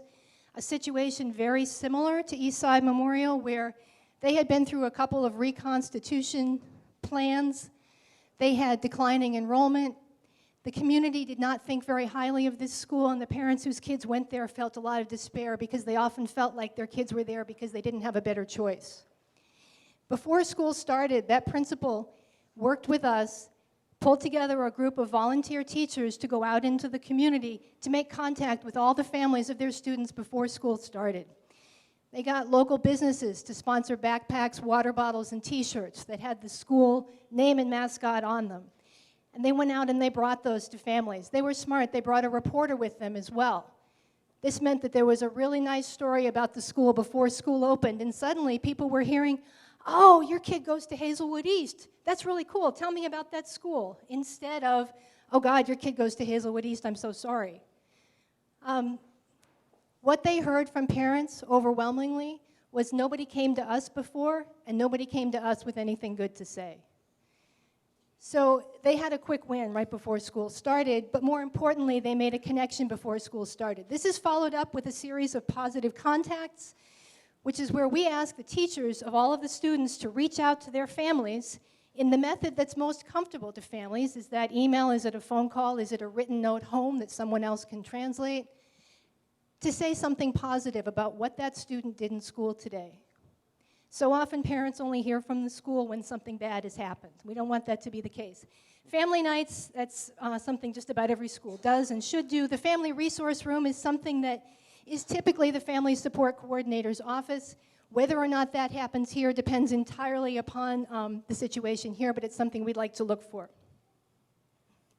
This is just a quick slide that shows you where we've our approved external lead partners. That means where have we partnered with a school and a district to turn a school around. There's 7 states. In addition, we have supported 40+ districts across the country in different states. And I'm being told this is time. I'll leave this slide up here but won't speak to it. I would like to invite questions.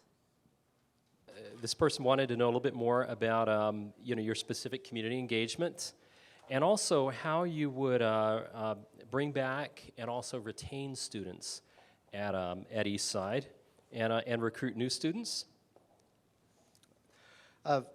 With this, I'll share a story of going back to that process where I talked about we don't know the answers at the beginning and we're going to figure it out.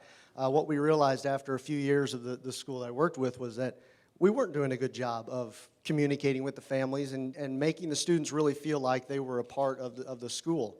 And I'm going to go back and give a story about the need for those home visits and just how powerful that was.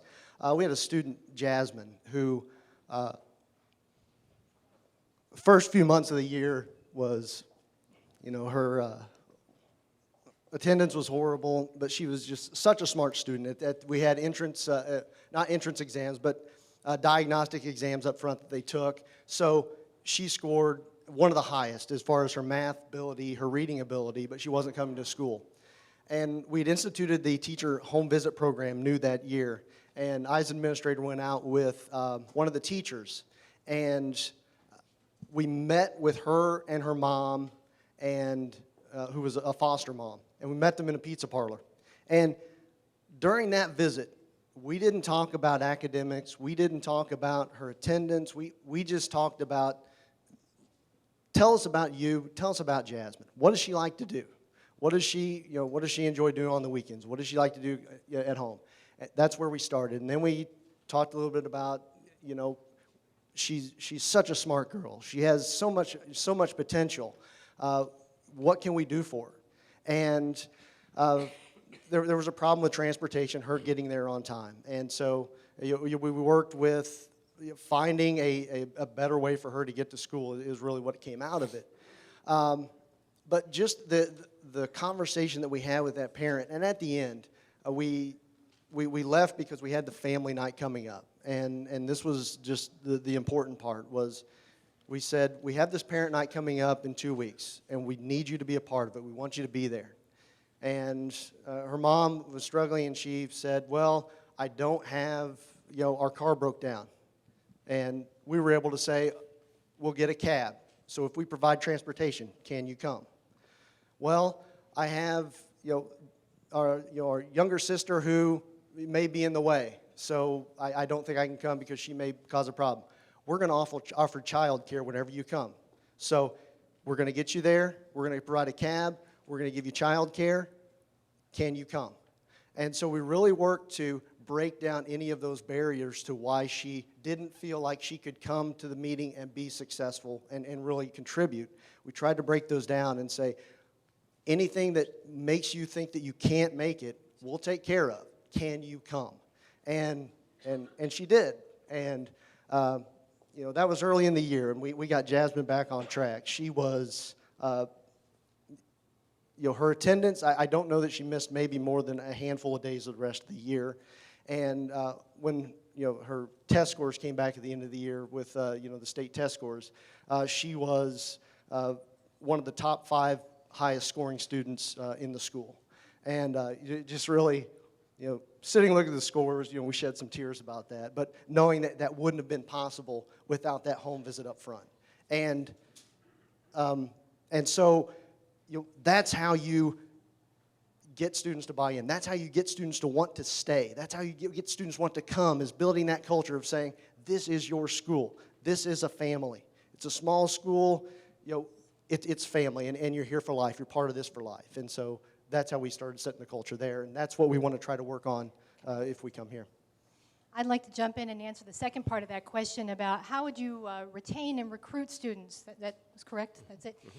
So we don't, but we work with you during the needs assessment to look at the vertical feeder pattern situation, and in particular, we look at what is the school doing to help with the transition to high school.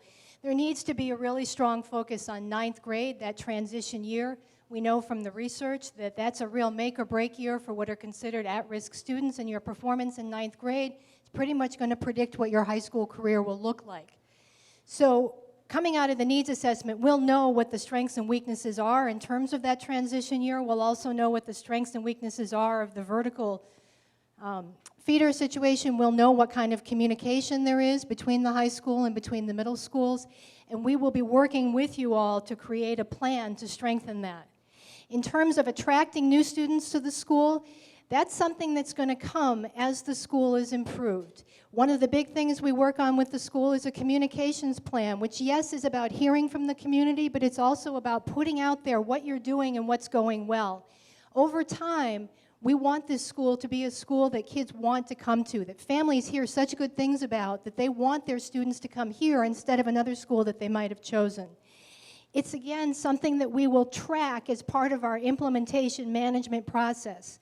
You heard us talk about sitting down and monitoring. So many people think about monitoring as compliance, like there's someone standing there with a stick saying, did you fill out this form? Did you check off this thing? Really, it's just an ongoing look at what you're doing and is it working. And we don't bring in just student achievement data. We're looking at attendance data. We're looking at enrollment data. After the first year, we'll have data about the choices that students made about what school did they want to go to, and which school did they pick, and which school did they end up at. That'll give us a lot of information we can use in year 2 to work on improving that situation and getting out there even earlier and better to attract new students. Okay, thank you. How does your model address students' social service needs?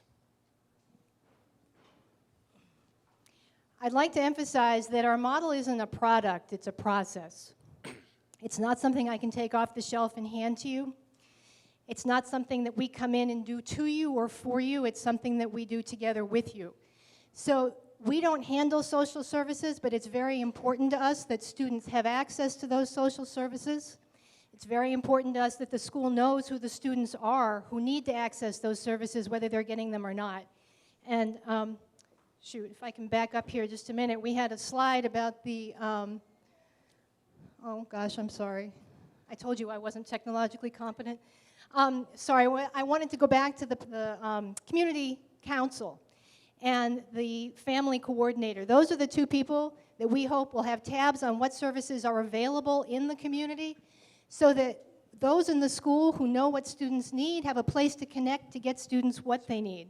And we have people who are supporting but not directly involved in providing curriculum and instruction who know how to connect the students and can provide us with a feedback loop so that students don't get lost. And to piggyback on that, that's also where the resources that we have in place is we're constantly tapping into those, the expertise that we have in the national centers that our organization operates, our extensive research-based slide. So we have a lot of resources, we have a lot of ideas that we're always tapping into to see what fits best. There's several questions about kind of cultural competency and experience. I'll just read one here. How do you ensure that activities will include Mexican American, African American, other diverse groups in the high school?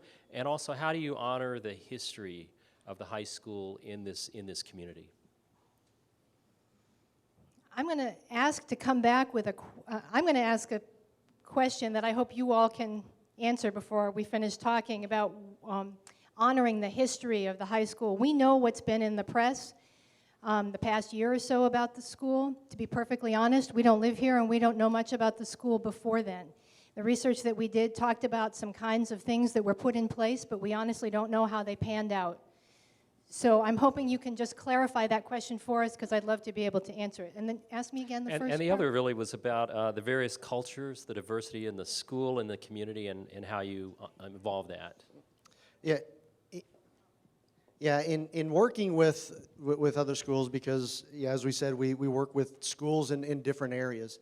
And as part of, that's really the need for that needs assessment up front is to get to know the ins and outs and really the climate and the culture of the school and then the context that it's operating in. We can't come in, I'm not from Austin, I have not been at Eastside, I don't know the history, I don't know it, but those are the types of questions and the quality checks that we do along the way is making sure that when we're dealing with instruction, okay, the strategies that we're using, the curriculum that we're using, is it meeting the needs? Is it relevant to the students? Is it relevant to the community? Yeah, asking those questions and working closely with the staff, the school staff, the district staff, and the community council as part of that, because they're the ones who have the answers, and we just need to get the feedback from them on that continuous basis and ask the questions of, is this meeting your needs? And so it's just a continuous feedback loop is really the best way that we can approach that. And I want to mention also that one of the non-negotiables in the slide earlier, I'm afraid to try to go to it, talks about the need for culturally relevant instruction. This is a non-negotiable for us. For instruction to be engaging for students, it has to be relevant to them as adolescents, where they are in their lives. It also has to be relevant to them in terms of the place that they come from. Culturally responsive teaching is a non-negotiable, and we have folks on our staff who do instructional coaching and professional development for teachers and staff around this topic specifically. American Institutes for Research also has some federally funded national resource centers for which we provide research and technical assistance tools on this topic: the National High School Center, the English Language Learners Center, the RTI Center, that's response to intervention. Depending on what comes out of the needs assessment, we'll know what the resources and professional development are that will help to make the biggest difference here at Eastside. Okay, there's also questions folks have about current staff, programs in place. A couple of questions reference, that there's, high quality staff in place here already, and a lot of programs. People have been doing a lot of thinking and planning and everything. So how would you work with what's already existing, including the existing personnel? Well, that's exactly why we have a needs assessment first. We need to find out what's here, what's working, what's not working. And you always, anybody ever read the book Good to Great? Know about it? Talks about starting with what you do well in order to address the challenges that you have. And that doesn't matter if you're talking about your personal life, your school, or your corporation. Everybody has to start from a place where they're confident that they're doing good work in order to tackle the really hard stuff. We wouldn't ask the school to approach this any differently. We just need to learn what those centers of excellence are so that we can effectively leverage them going forward. Okay. Also, a question with teachers is autonomy in the classroom. There's a couple of questions dealing with that, if you could address that. Teacher autonomy, whenever I go, and I'll talk about that, work with professional learning communities, because as a former teacher and administrator, there's one thing about teacher autonomy in the sense of, do we feel like teachers should be able to do whatever they want in the classroom? If it's not leading to student achievement and student learning, then no. I don't think anybody in this room would say, let teachers and the school do whatever they want, and if my student learns, then we'll just see what happens. And so I think within the context of the curriculum and within the context of best instructional practices and culturally relevant and engaging instruction, then yes, teachers should have the autonomy to present the material and to use the instructional strategies that will best meet the needs of students. And at the end of the day, it's always coming back and saying, are our students learning? All right? We're not worried about, teachers are going to teach, and we want teachers to be effective and be the best teachers that they can be and constantly improving, but the autonomy comes whenever students are learning, and we can demonstrate that learning, because that's really what it's all about. And I think the subtext to that is, do you have some kind of a protocol that you want everyone to use? And the answer is no. We don't come in with a curriculum. We don't come in with a lesson plan format. We're not asking for compliance to something like that. Okay, we just answered a couple of questions right there, so I will move on to some others. How will you demonstrate your belief in the importance of fine arts in educating the whole child? That's so difficult for schools are struggling with that across the country because of the emphasis on math and English, and it seems like everything is focused on math and English. And as I'm a confessed I am a former math teacher, so obviously I have that bias. But I was also a science teacher as well, as part math and part science. And seeing that science was left out, I know that we can't just always focus on math and English. And the same thing goes for music and for art, because in working with some music teachers, and there are so many physics concepts and so many math concepts that really integrate well with those courses. And it's in trying to educate the whole child and to make sure that we're not just creating robots that can perform well on standardized tests. None of us believe that that's the way to go. I mean, there is definitely strength and power in being able to have strong arts programs across the board. So, definitely it needs to be integrated. I really have to jump in here because I started out life as a high school art teacher. And so this is a question that's near and dear to my heart. I ended up as a district administrator because my job got cut when the district decided that they didn't need high school art teachers anymore. And I feel very strongly that arts, music, they're a way to grab and connect with students who don't connect so easily with academics. At the same time, as Aaron was saying, if we want to implement a turnaround that's really strong and really effective, we have to start with some other things first. But I say that in the same breath that I say that we want the art teachers, the music teachers, the gym teachers at the table talking with us, brainstorming with us about how what goes on in their classrooms and in their programs and what they do can actually be integrated with everything else and support everything else that's going on in the school, so it's not like you have math and ELA is the only thing that matters and everything else is over here. It's got to be an integrated whole. There's several questions about day-to-day involvement of AIR on the campus. You said that you work mainly with a leadership team. There's a question about, who is the leadership team that you work with. You mentioned instructional coaches. Do those come from AIR? How many days of the week are you here? Those kind of nuts and bolts about how you work on the campus. Okay.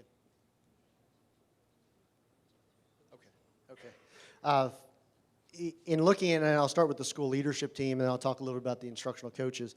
The school leadership team it's really the ones that we work with. It's the building administration, principal, assistant principals. There has to be teachers, teacher leaders on there, department chairs, instructional coaches, a team of that represents the whole school has to be part of that school leadership team. And then there's also the opportunity to, some schools we work with have had students occasionally sit in on those leadership team meetings once a month. Obviously, sometimes if you're talking about some issues that are sensitive that students or parents can't be a part of, then they can't be in those meetings. But there's definitely part of that feedback where having a parent or a student to serve on that and provide feedback to that school leadership team on a regular basis is not unheard of.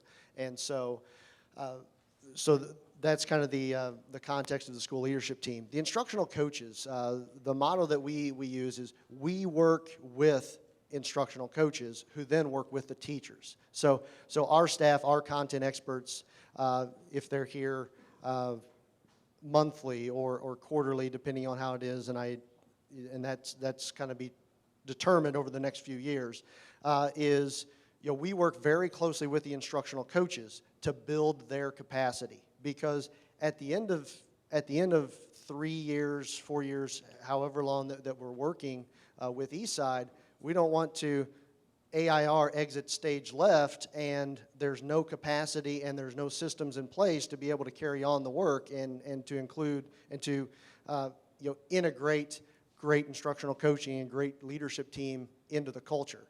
And so it's really working to build the capacity of those instructional coaches to build those the teachers up. And that's why you're hearing that there are a lot of excellent teachers in place already. Then sometimes those are tapped as instructional coaches because they have a lot of knowledge to share. I want to speak a little bit to the logistics question. The way we work is that we have one person who is the leadership coach working directly with the principal and the school leadership team, And the school leadership team, as Aaron was saying, it's not just generically all the people who make things happen in the building. We do work with the school to ensure that there is a specific people doing specific things, and we have very specific training around what an effective school leadership team does, and we work with you to implement that. Anyway, that coach is also like the project manager from our side. That's the person who's here most often. In the beginning, weekly. It tapers off, as Aaron was saying, but they're always in contact. We have one leadership coach who's on the phone with her principal every morning for half an hour before school starts. That's not unusual. That person helps to make the decisions together with the principal and the leadership team about the other resources that we need to bring in. We have a lot of resources, but we don't want to just bring everyone to the building all the time. That's not cost effective. What is it we need to work on first? Do we need to have instructional coaching in mathematics instruction? Do we need instructional coaching around culturally competent strategies in the classroom? Do we need to improve English language arts instruction? Do we have a special issue around working with students whose first language is not English? Those are the people we want to prioritize first. Honestly, I can't stand here and tell you right now how many days a week, a month, a year people will be in the building, because until we have a plan that says, here's what we need to address, I don't have those answers. We sit down together, we co-create that plan with you, and then we have a conversation about budget. How much can the budget support? Here's what we can do for the amount of money you have, and we go back and forth until we've got something everybody can live with. Thank you. You just addressed this briefly in your answer, but somebody asked, what's your philosophy of student leadership? There's so much that can be learned from students. A couple of the districts that we work with have implemented one has a superintendent's council and the other has a principal leadership team, and those are definitely things that through the leadership coachings we're working with the principal, saying that this is another feedback source that you need to have in place, is listening to your students. And so, whether that's you have a member of a school leadership team or you actually have a student advisory council, whatever that is, but the student voice has to be heard, because ultimately it's the student's school, and that's the culture that I believe very strongly needs to be integrated in any transformation and school improvement project, is that the students need to believe that it's their school. And it's not the teacher's school, it's not the administrator's school, it's the student's school, and they have the voice. Okay, thank you. What is the teacher turnover rate over the past 3 years in high schools that you've worked with? So just addressing that a little bit.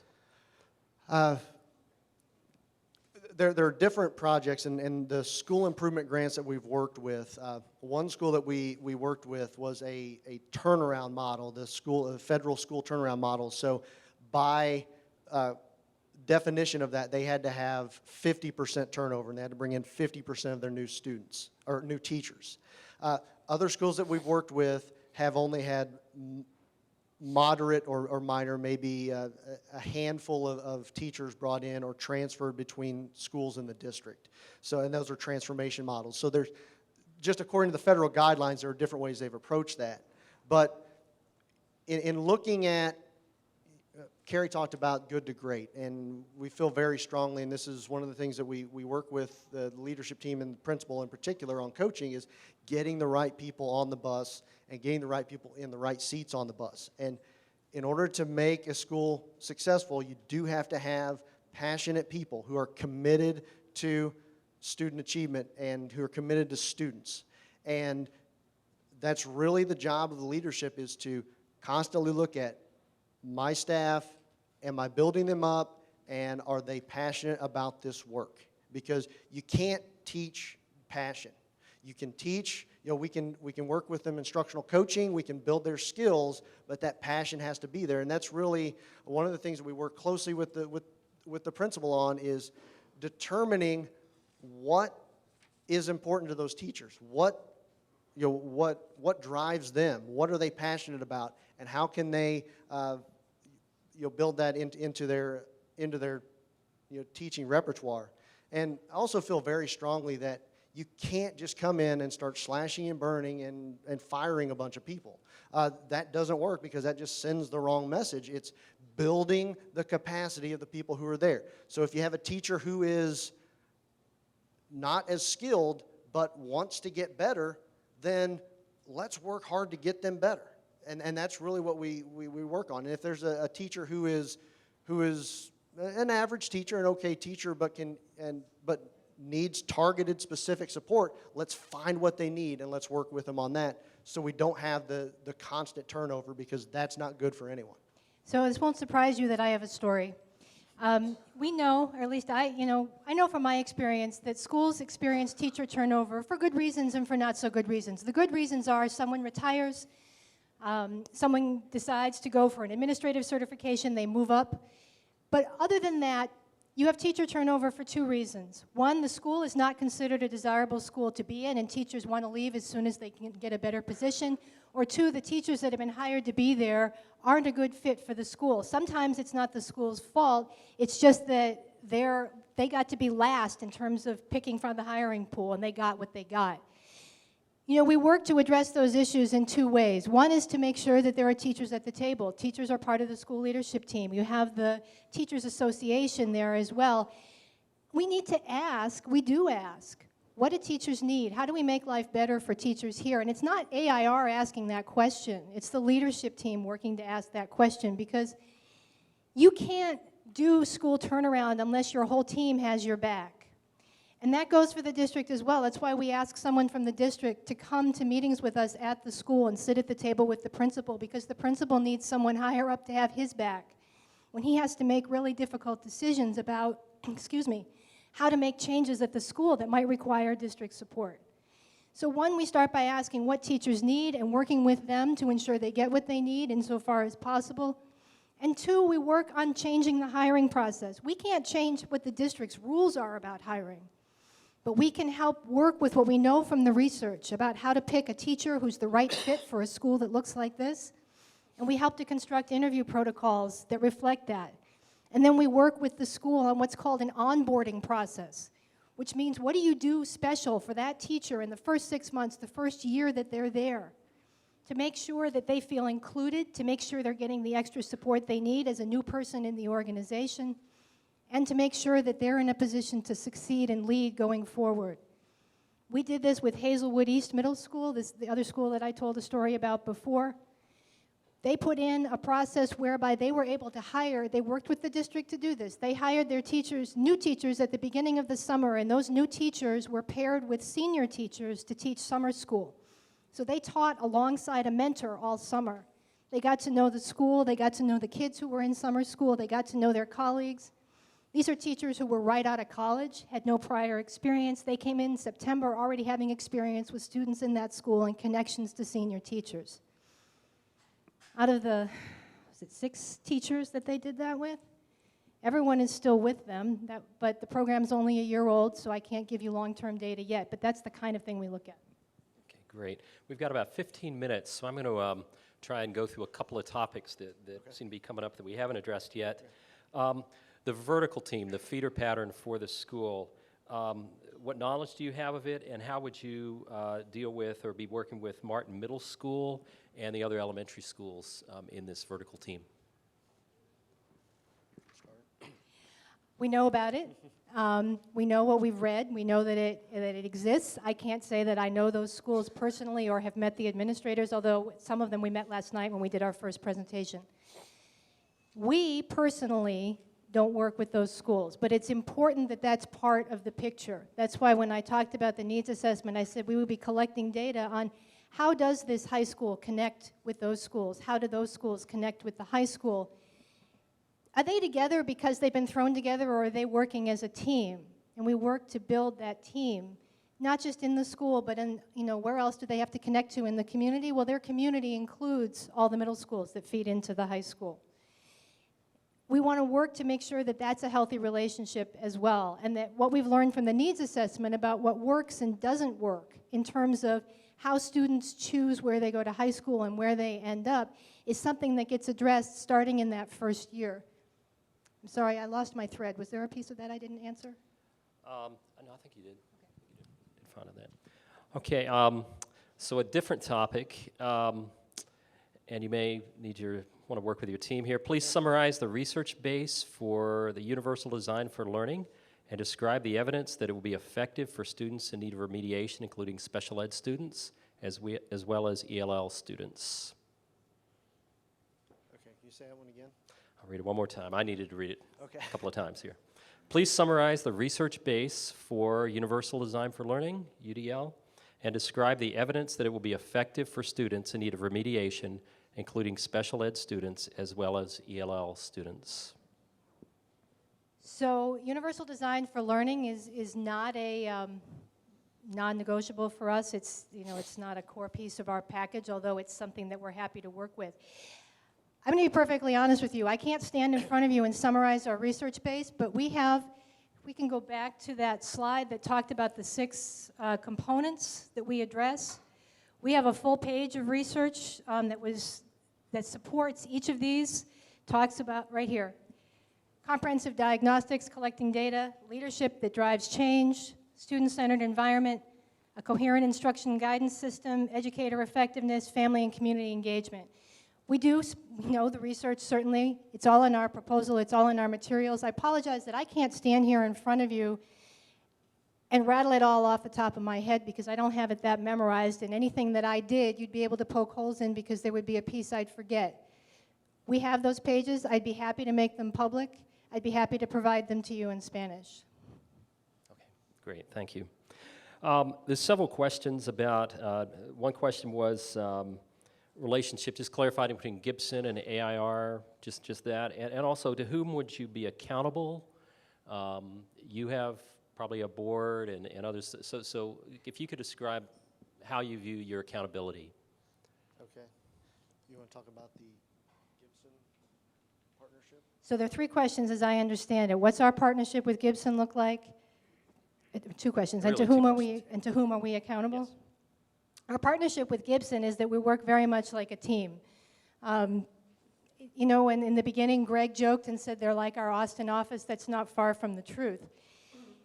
In the beginning, in a very concrete way, they'll be the people who are on the ground conducting the data collection during the needs assessment process. This is not only because they know Austin and they're here, but also because, honestly, it makes things economically more feasible to have that all done locally. We work together in terms of the analysis and creating the reports. They'll be at the table during co-interpretation. You always have to have people at the table who helped with the data collection and analysis to answer questions. Going forward, they're like going to be our local office, in a sense, for us. I imagine, we don't know yet what their role will look like after year 1, but we see them as a go-to resource on perhaps a second opinion on what's the best way to approach this given local context. Or it's a best way for them to, a way for us to say, we need to find someone who's local, who has a particular level of expertise around something. Can you help us locate that person? Would you like to add to that at all? Is there anything else I missed? We're accountable to AIR. We'll be a subcontractor, so there'll be a subcontract agreement between the 2 firms, and that's how we've done it in the past. In some projects, we've been the prime contractor, and AIR is actually subcontracted to us. So it really doesn't matter the legal relationship that we have. We work very well as a team, and we're here on the ground, and we're available. I mean, the timetable of when AIR will be here will be decided, throughout the project, and they're very visible, they're very accessible on our projects here. So I don't think you have to worry about AIR's accessibility, but if there is a need where you need a body over here today, we'll be here. I'll be here. I'll give you my cell phone number. I'm accessible after hours, on weekends. So we're accountable to AIR for this project, and if we don't perform, they don't pay us. That's pretty good accountability right there. But we're also accessible, and we're also accountable to Eastside Memorial, to AISD, and to this community. And we're going to live up to that accountability too, and we're going to be here. Thanks. And to also add that, the projects that we work on, as part of that, I talked a little bit about the progress monitoring. It's not just within the school. There's also regular meetings that we have that I'll sit in with, and our other staff who are managing the projects will sit in with the superintendent or the groups that include the superintendent, assistant superintendent, the principal, kind of a leadership team of the school transformation project, and it's an accountability meeting of progress of what are we doing that is making progress towards our goals. So there's just that continuous progress monitoring on our end. I mean, it's not we come in and just listen and give recommendations. I mean, we're a part of this. We are mutually accountable, is what we say with the projects that we're working on. And, and the bottom line is we're accountable to two organizations. We're accountable to the school. We're also accountable to the people who pay us at AIR. And we have a lot of internal structures that you never see that ensure that we're doing a good job. We have to go through monthly project review meetings where we have people from our contracts office, our finance office, people who have content expertise in the work that we're doing, who sit around a table and they look at our data from the project and our reports and talk to us about whether we're managing it responsibly and whether we're headed in the right direction, whether the organization sees any risks. And they also help us brainstorm when we have a problem. We also have to send everything we do through a formal quality review process internally, where first it gets reviewed by someone who has content expertise who's affiliated with the team. Then it has to get reviewed by someone else within the organization who's not even working on our project, who doesn't know you, who says whether or not they think this is something we can go forward with. And of course, at the end of the day, we do have a board of directors. We're a not-for-profit organization. We are accountable to them. I'll be honest with you, I've never met our board of directors personally, but I'm certainly charged with providing reports for their meetings on how the projects are going and what we're doing. And if I don't have good things to say, I imagine that my job is on the line too. It's never happened, but we do have that accountability.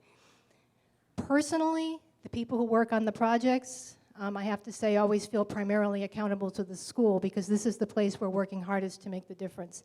And we will have a performance agreement in our contract with the district. Okay, so we've just got a couple more questions. There are several, and you've answered this a little bit, but if you could just say a little bit more about your philosophy for bilingual education. Yeah, that goes back to the needs of the school.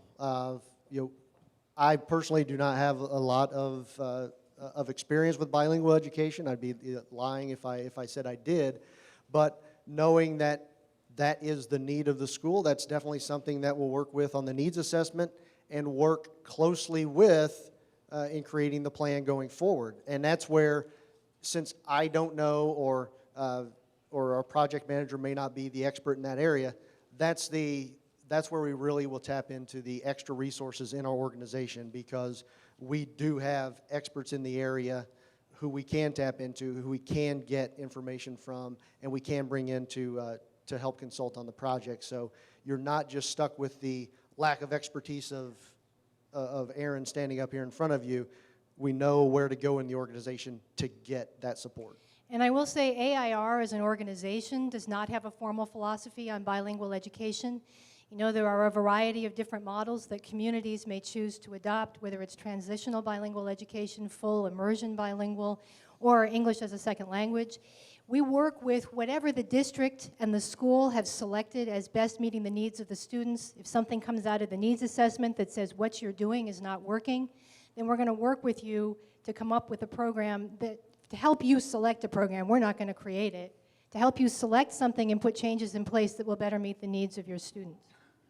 Okay, for the next question, could you bring back that slide that had the family support coordinator, that list on it? I think that would help.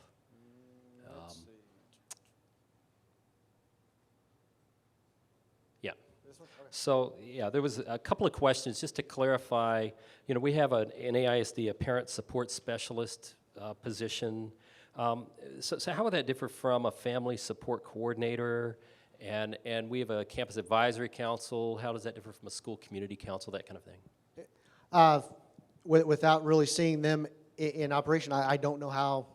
Maybe it doesn't differ, and maybe these systems are already in place. We just know that the schools that we work with in a larger district like AISD, one person for the district can't give the really focused attention to the high school that maybe the high school needs, and some other larger districts we've worked with.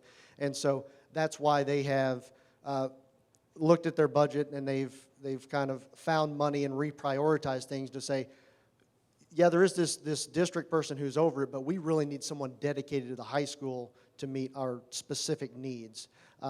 So maybe it's a case of working in conjunction, and maybe the position is already doing that. I don't know, but that's definitely something that once again comes out of that needs analysis to say, we're not going to come in and say, you don't have this position, well, you need to hire it. Well, no, let's see what the person and the council that are currently in place are doing. Maybe there are some things that they can do differently or priorities they can set. Maybe they're meeting the needs right now, but that's part of the learning process and the needs assessment up front. Okay, I think we've got time for one more question, then give you time to just wrap up. Okay.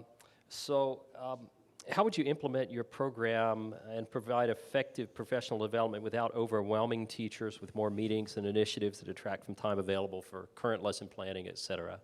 Yeah, that is so difficult to do, and a lot of districts that we work with, I won't say a lot, but there are some districts who we preach simplicity and we preach let's do 2 or 3 things really well. And some of them, it's a constant struggle on our part because they say, we want this school, we want this thing turned around, and we want to do it in 6 months. And so it's trying to really work with them and say, okay, we know that's where you want to be, but what do we need to do first? What do we need to do second? So you can't do everything at once. And that's where building a close relationship with, in my position as leadership coaches I'm working with, that's where I really try to spend a lot of time with the principals and the assistant principals and the teachers. I'll go out to lunch with the principal and where we can just kind of, let's talk and see, are you feeling overwhelmed? What can we do to kind of prioritize things just so it's not everything all at once? And it's hard to do because there's so much that you want to get done, so much that needs to be done, but it's really taking time to say, let's look at 2 or 3 things that we can really do well that will put us on track, and then we can get those things right, and then we can move on to the next. So it's not throwing everything at the kitchen sink right up front. It's being very methodical, but being focused on what you're doing. Okay, thank you. We'd like to give you just a minute just to wrap up with the final statement. Sure. I'd like to say that overall our philosophy is that you have to go slow to go fast. If you ask me standing here in front of you today, if we can meet pegged achievement targets by the end of year 1, I'm going to tell you I don't know. But I can tell you that if we spend this 6 months working together to build a community that will co-create a plan and get behind what's going on in this school, and that if we can really focus on those critical elements right up front, at the end of 3 years, this is a school kids will want to go to. This is a school the community can be proud of. And in 3 years, instead of having students create a video that goes out on YouTube that says, don't close our school, you will have kids deciding on their own to create a video for YouTube that says how cool their school is.